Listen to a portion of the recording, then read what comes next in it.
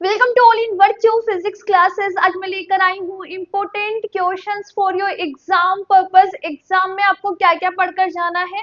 सबसे पहले हम यहाँ पे यूनिट 1 की बात करेंगे। यूनिट 1 में टोटल आपके पास 4 चैप्टर्स है। First is frame of reference, second is special theory of relativity जो कि इस साल ही ऐड किया है, special theory of relativity. Third chapter आपका कोरियोलिस फोर्स वाला है और फोर्थ चैप्टर है conservation of energy, conservation of energy. So सबसे पहले मैं यूनिट 1 के इंपॉर्टेंट क्वेश्चन लेकर आई हूँ। 2 ही दिन आपके पास रह गए हैं और किस तरह से आपको एग्जाम की प्रिपरेशन करनी है कि आपका ये पेपर बहुत अच्छा जाए, अच्छे से अच्छे मार्क्स आपको गेन हो। ओके, पेपर पैटर्न की मैं बात करूं तो टोटल 80 मार्क्स का आपका पेपर है। 80 मार्क्स का यहाँ पे टोटल आपका पेपर है जिसमें 2 तरह से क्वेश्चन आते हैं।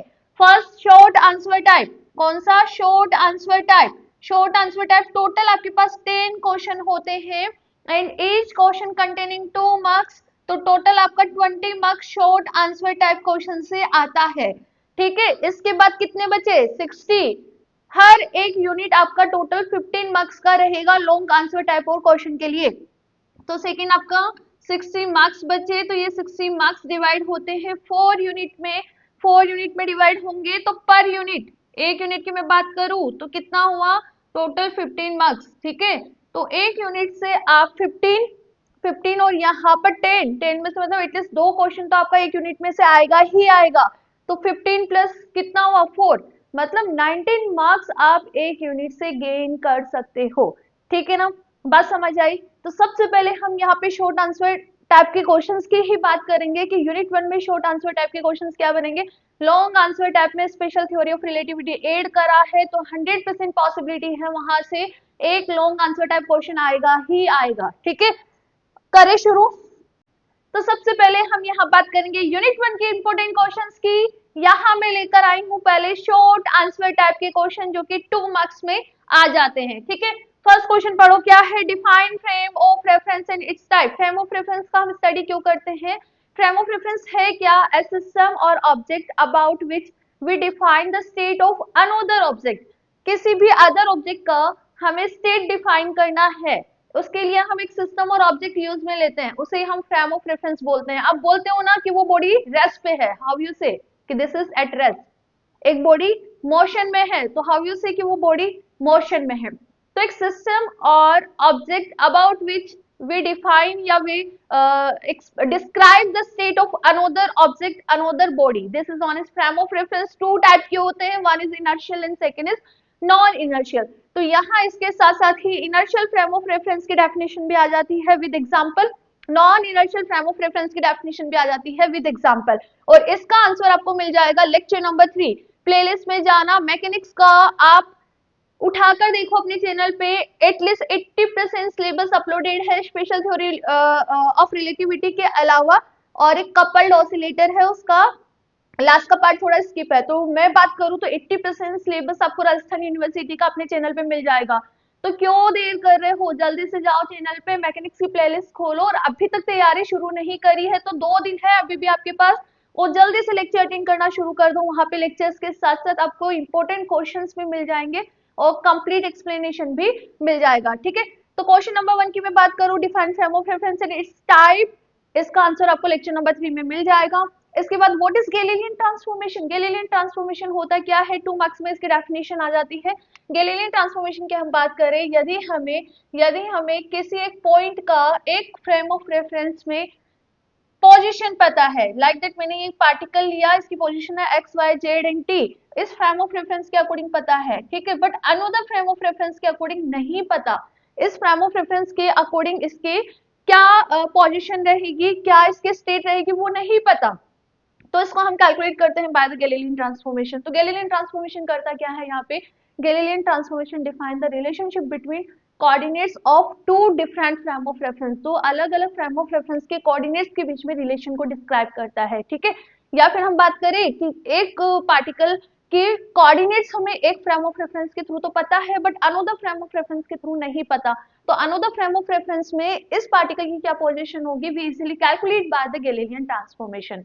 ठीक है, नेक्स्ट क्वेश्चन की ओर बढ़ो। Prove that the displacement vector is invariant in Galilean transformation. Most important है, गैलीलियन ट्रांसफॉर्मेशन में आ जाता है कि डिस्प्लेसमेंट वेक्टर इनवेरिएंट होता है। इसका आंसर भी आपको लेक्चर नंबर 9 और 10 के अंदर मिल जाएगा। अब ये जो क्वेश्चन है ना, ये बहुत छोटा सा आंसर है इसका, ठीक है, तो ये 2 मार्क्स में भी डाल देता है और यही लॉन्ग आंसर टाइप में भी डाल देता है। ठीक है, what are pseudo force? Come on student, pseudo force क्या होते हैं? Fictitious force, imaginary force, measurable force होते हैं।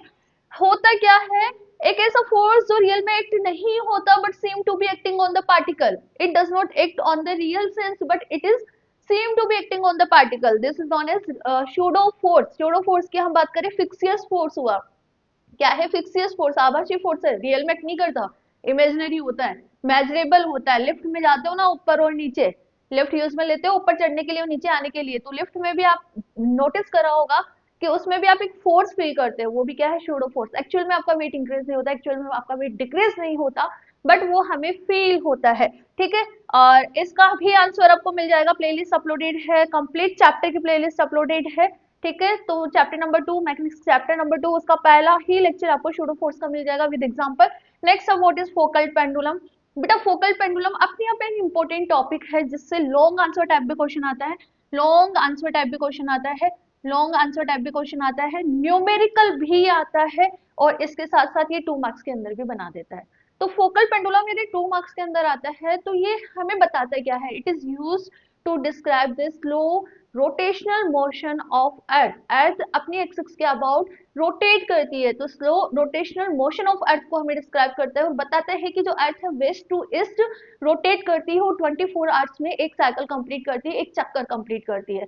तो फोकल पेंडुलम है क्या? एक ऐसा पेंडुलम है जो डिस्क्राइब करता है slow rotational motion of earth around its own axis और its rotate from west to east. Experimentally सबसे पहले फोकल पेंडुलम ने ही बताया था, फोकल पेंडुलम से ही पता चला था, फोकल साइंटिस्ट है उन्होंने बताया था, इसलिए इसको फोकल पेंडुलम बोलते हैं। और एक्सपेरिमेंटली उन्होंने ही बताया था कि जो अर्थ है वो वेस्ट टू ईस्ट रोटेट करती है और 24 आवर्स के अंदर एक साइकिल पूरा कंप्लीट करती है, चक्कर पूरा करती है। नेक्स्ट है define the centrifugal force. Centrifugal force क्या है? फिक्सियस फोर्स है। हम रोटेशनल मोशन की बात करें, रोटेशनल मोशन की बात करें, यहाँ पे कोई बॉडी रोटेशनल मोशन कर रही है तो वो इस रेडियस के टुवर्ड्स लगता है, जिसकी वैल्यू होती है F इक्वल टू माइनस का mv square by r। m यहाँ पे mass of particle, v velocity, r इस सेंट्रल मोशन मतलब सर्कुलर मोशन का रेडियस होता है। तो basically it's a फिक्सियस force. What is conservative force? Right with 2 examples. Conservative force students ऐसा फोर्स, हम बात करें यदि कोई पार्टिकल मूविंग है, मूविंग पार्टिकल यहाँ A पोजीशन से B पोजीशन के अंदर मूव कर रहा है, तो इससे जो वर्क डन किया जा रहा है वो इनिशियल और फाइनल पॉइंट पे डिपेंड करेगा, पाथ पे डिपेंड नहीं करेगा। ये कौन से पाथ को चूज कर रहा है ए से बी जाने पे, उस पे डिपेंड नहीं करेगा। किस पे डिपेंड करेगा? ओनली इनिशियल और फाइनल पॉइंट पे ही डिपेंड करेगा। ठीक है, यहाँ पर आपको इसके 2 एग्जांपल्स भी राइट डाउन करने हैं। Okay, right work energy theory theorem, right the work energy theorem. देखो लास्ट ईयर के पेपर की हम बात करें तो वहां पे rectilinear motion long answer type में क्वेश्चन आया था, rectilinear motion long answer type में आया था। तो इस बार मोस्ट प्रोबेबिलिटी है कि वर्क एनर्जी थ्योरम को डेराइव करना पूछ ले लॉन्ग आंसर टाइप में। ठीक है, इस चैप्टर से लॉन्ग आंसर टाइप में वर्क एनर्जी थ्योरम को डेराइव करना पूछ ले। इसके साथ साथ स्टेटमेंट 2 मार्क्स के अंदर आ जाता है कि जो वर्क डन है वो final kinetic energy minus initial kinetic energy, मतलब काइनेटिक एनर्जी के डिफरेंसेस के बराबर होता है work done by this particle. ठीक है, derive the state of stable equilibrium and unstable equilibrium. Define करना है बेटा, यहाँ पे हमें क्या करना है बेटा? डिफाइन करना है। बेटा हम बात करें तो स्टेबल इक्विलिब्रियम, पार्टिकल की जब मिनिमम पोटेंशियल एनर्जी होती है उसे हम बोलते हैं स्टेट ऑफ स्टेबल इक्विलिब्रियम। हर एक पार्टिकल स्टेबिलिटी चाहता है। ठीक है, तो जब भी पार्टिकल आपका मिनिमम पोटेंशियल एनर्जी में है दैट टाइम आप उसे क्या बोलोगे? Stable state equilibrium. Unstable particle की मैक्सिमम पोटेंशियल एनर्जी है, जब पार्टिकल की मैक्सिमम पोटेंशियल एनर्जी होगी दैट टाइम वो अनस्टेबल स्टेट ऑफ इक्विलिब्रियम कहलाएगा। नेक्स्ट आगे बढ़ो। प्रूव दैट द फोर्स, मैंने यहाँ पे देखो डेस मतलब कुछ छोड़ा हुआ है, मतलब यहाँ पे फोर्स का वैल्यू आपको कुछ भी गिवन होगा in the vector quantity, like मैंने बोल दिया यहाँ पर x z plus y x plus plus plus plus y z. हाँ ठीक है, i cap, j cap and k cap. Like that F आपको ये गिवन है, मतलब एफ की ये वैल्यू मैंने अपने मन से लिखी है, यहाँ पे कुछ भी गिवन हो सकता है एफ का वैल्यू, आपको बताना है कि ये फोर्स कंजर्वेटिव फोर्स होगा या नहीं होगा। I repeat again, short answer में भी आ जाता है एंड मेनी ऑफ टाइम ये लॉन्ग आंसर टाइप में ही पूछा गया है, तो बहुत छोटा सा क्यूट सा इसका आंसर होता है। यदि हम इसका ग्रेडियंट ले ले, इस फोर्स का यदि हम ग्रेडियंट ले ले और यदि वो जीरो आ जाए, ग्रेडियंट ले ले और वो जीरो आ जाए, तब आप क्या बोलोगे, दिस इज कंजर्वेटिव फोर्स। क्या बोल रही हूँ मैं, ग्रेडियंट ले लो फोर्स का और वो जीरो आ जाए, तब ये क्या होगा, आपका कंजर्वेटिव फोर्स होगा। तो ये लॉन्ग आंसर टाइप में यहाँ से क्वेश्चन बनता है, लॉन्ग आंसर टाइप में, और छोटा सा है, सीख लेना। अभी भी बोल रही हूँ, ग्रेडियंट निकालना सीख, ये क्या बोलते हैं, कर्ल निकालना सीख लेना। फोर्स की कुछ भी वैल्यू हो, कर्ल निकालना आना चाहिए आपका, मतलब चुटकियों में आंसर आ जाएगा। कर्ल यदि जीरो हुआ तो आप क्या बोलोगे, yes it is conservative force. तो कर्ल जीरो नहीं होता है तब आप क्या बोलोगे, this is non conservative force. तो ये आइडेंटिफाई करने की एक ट्रिक होती है, फोर्स को चेक करने की एक ट्रिक होती है, ठीक है। If the electric potential at a certain point is this, आपको फाइंड द इलेक्ट्रिक फील्ड, ये भी लॉन्ग आंसर टाइप में आता है, लॉन्ग आंसर टाइप में आता है, ठीक है। यहाँ पर क्या गिवन है, v गिवन है और आपको इलेक्ट्रिक फील्ड कैलकुलेट करना है, E इक्वल टू माइनस का डेल ऑफ v, ठीक है। लगाना फॉर्मूला, डेल क्या होता है, ग्रेडियंट ना, ग्रेडियंट निकालना सीख लेना। तो मैं अभी भी बोल रही हूँ, यहाँ से न्यूमेरिकल आता ही है, लिख लो आप, ये जो कंजर्वेटिव फोर्स वाला चैप्टर है यहाँ से न्यूमेरिकल आता ही है। एक तो ये तो कंजर्वेटिव फोर्स पूछ लेगा, चेक करने के लिए पूछ लेगा है या नहीं, ठीक है। या इस तरह से इलेक्ट्रिक फील्ड आपको निकालना होगा, v गिवन होगा और इलेक्ट्रिक फील्ड निकालना होगा, तो इस तरह से न्यूमेरिकल पूछ लेगा, ठीक है। नहीं तो एक इससे एक लॉन्ग आंसर टाइप का क्वेश्चन भी बनता है जो मैं आपको बताऊंगी, और ये दोनों भी लॉन्ग आंसर टाइप में ही आते हैं। रिस्टोरिंग फोर्स विद एग्जांपल, ऐसा फोर्स जो डिस्प्लेसमेंट के अपोजिट डायरेक्शन के अंदर वर्क करता है और डायरेक्टली प्रोपोर्शनल होता है डिस्प्लेसमेंट के, उसे हम रिस्टोरिंग फोर्स बोलते हैं। वैल्यू होती है स्प्रिंग के लिए एफ इक्वल टू माइनस का के एक्स, के यहाँ पे रिस्टोरिंग या हम बोले स्प्रिंग कांस्टेंट होता है, एक्स यहाँ पे डिस्प्लेसमेंट होता है। राइट द क्या बोलते हैं, postulate of special theory of relativity, ये नीचे का नहीं दिख रहा होगा, तो स्पेशल थ्योरी ऑफ रिलेटिविटी के क्वेश्चन मैं आपको ऊपर लिखवा देती हूँ कि स्पेशल थ्योरी ऑफ रिलेटिविटी से शॉर्ट आंसर टाइप के क्वेश्चंस क्या बनेंगे। पहला क्वेश्चन शॉर्ट आंसर की हमें बात करूं तो write the postulates write the postulates write the postulates of special theory of relativity, special theory of relativity, special theory of relativity, ठीक है। एक टाइम डायल्यूशन, लेंथ कंस्ट्रक्शन और लॉरेंस ट्रांसफॉर्मेशन। लॉरेंस ट्रांसफॉर्मेशन रट लेना लॉरेंस ट्रांसफॉर्मेशन क्वेश्चन आता है यहाँ से, लॉरेंस ट्रांसफॉर्मेशन से लॉन्ग आंसर टाइप का, ठीक है। तो write the postulates of the special theory of relativity, ठीक है।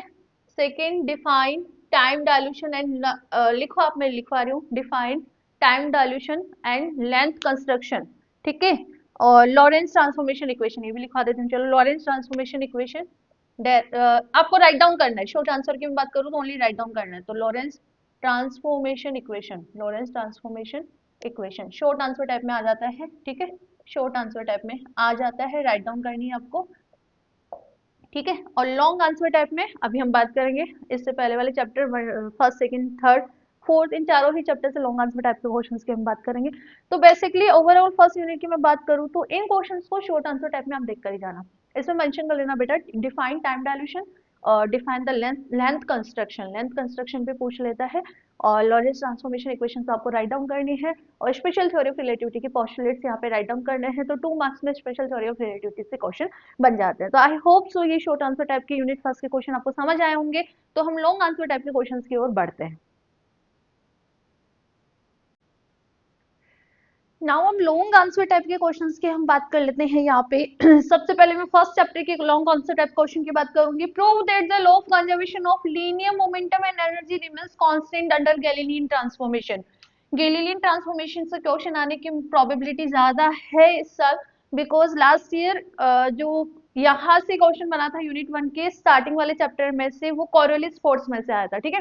तो गैलीलियन ट्रांसफॉर्मेशन में आपको कंजर्वेशन ऑफ लीनियर मोमेंटम और एनर्जी दोनों कांस्टेंट होते हैं, वो यहाँ पर शो करना है, ठीक है।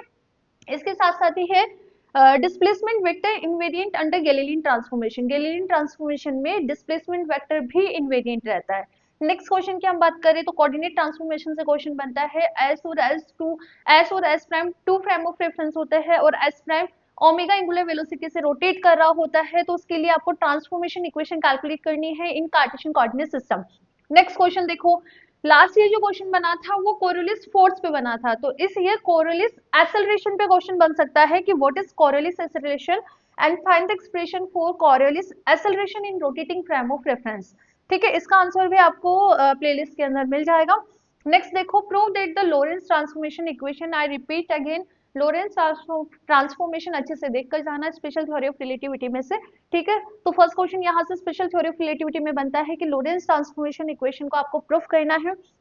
सेकंड क्वेश्चन हम बात करें स्पेशल थ्योरी ऑफ रिलेटिविटी से, तो write the postulates of special theory of relativity and calculate the velocity of a watch when seem to be solve down by 1 minute 1 day. ठीक है, नेक्स्ट देखो, expression for the length construction और time dilution दोनों ही यहाँ से important question रहते हैं फॉर द लोरेंस ट्रांसफॉर्मेशन। ठीक है, तो expression for the length construction under Lorentz transformation, देखो यहाँ से लेंथ कंस्ट्रक्शन का क्वेश्चन बनता है, इसके साथ साथ न्यूमेरिकल भी आ जाता है लेंथ कंस्ट्रक्शन से और टाइम डायल्यूशन से। ठीक है, तो एक्सप्लेन द टाइम डायल्यूशन और लेंथ कंस्ट्रक्शन दोनों अच्छे से देखकर जाना और लोरेंस ट्रांसफॉर्मेशन इक्वेशंस को अच्छे से कैलकुलेट करके जाना।